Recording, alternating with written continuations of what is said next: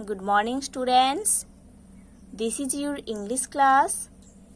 Now we are studying chapter 2 in your English book, that is about the topic the shoemaker and the elves. Students, we have already studied the first part, the second part and the third part of this chapter. Today in this video, we are going to study the fourth part of this chapter. So students, let's open page number 9 in your English book and start read from here. Next morning, the husband and wife made up their minds to do something for the little elves. Next morning, shoemaker and his wife दोनों मिलके mind set किए थे कि ये छोटे छोटे Alps के लिए कुछ करना है. ठीक है. Next morning shoemaker and his wife दोनों मिलके माइंड सेट किए थे कि उन दोनों ये छोटे छोटे एल्प्स के लिए कुछ करेंगे.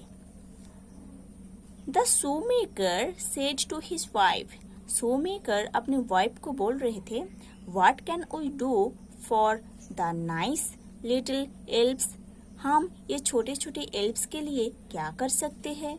हिज वाइफ सेड, उनके वाइफ बोल रहे थे, the Alps did not have good clothes, Alps के पास अच्छा कपड़ा नहीं है.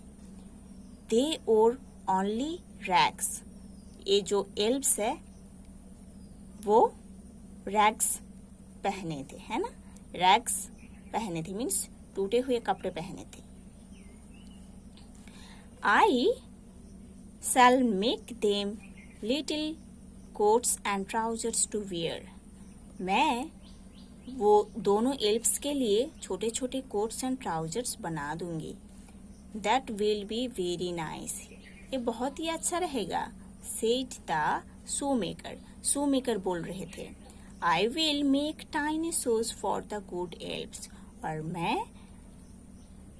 इस दोनों एल्प्स के लिए छोटे छोटे शूज भी बना दूंगा. Okay.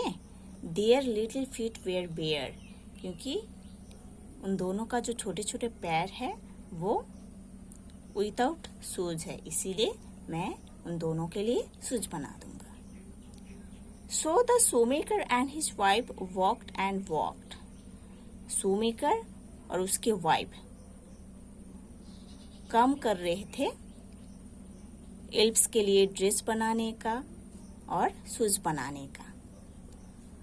When the clothes and shoes were ready, they were put on the table. जब clothes and shoes बन गया था, तब shoemaker और his wife दोनों मिलके ये ड्रेस एंड शूज को शॉप में टेबल के ऊपर रख दिए थे. ओके.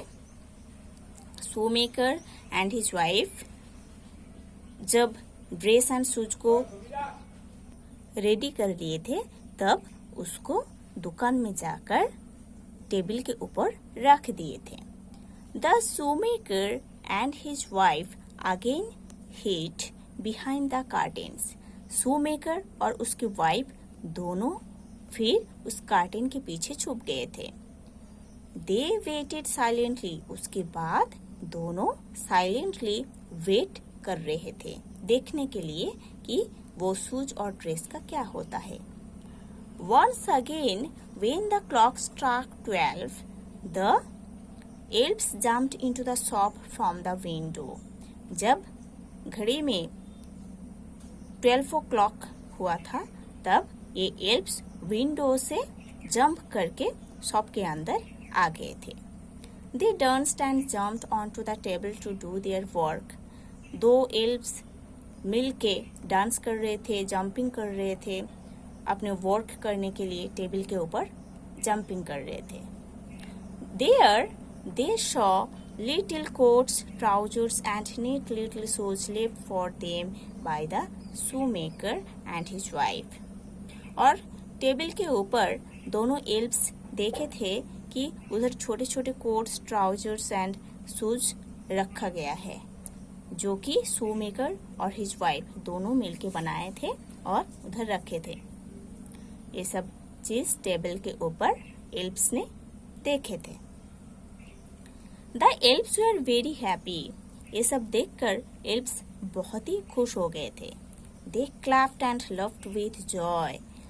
दोनों एल्प्स क्लैपिंग कर रहे थे और हंस भी रहे थे बहुत खुशी में, है ना। दोनों एल्प्स खुशी में क्लैपिंग कर रहे थे और लफिंग कर रहे थे। What do you think the elves did next? आप क्या सोचते हो उसके बाद एल्फ क्या किए थे, है ना। आप क्या सोचते हो उसके बाद दोनों एल्फ्स क्या किए थे। They put on their little clothes and skipping and dancing went out of the window. उसके बाद दोनों एल्फ्स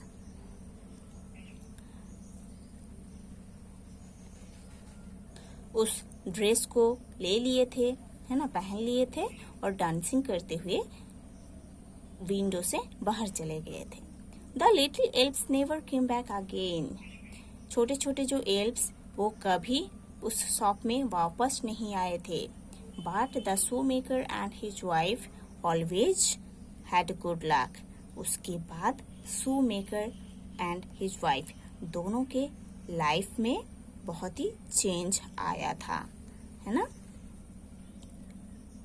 उनका लाक भी बहुत ही अच्छा हो गया था। They grew richer and lived happily ever after. उसके बाद ये दोनों shoe maker and his wife बहुत ही अमीर बन गए थे और हैप्पीली बहुत खुशी में रह रहे थे। Okay, so students, you have to study this whole chapter properly, then we will do the exercise work from this chapter.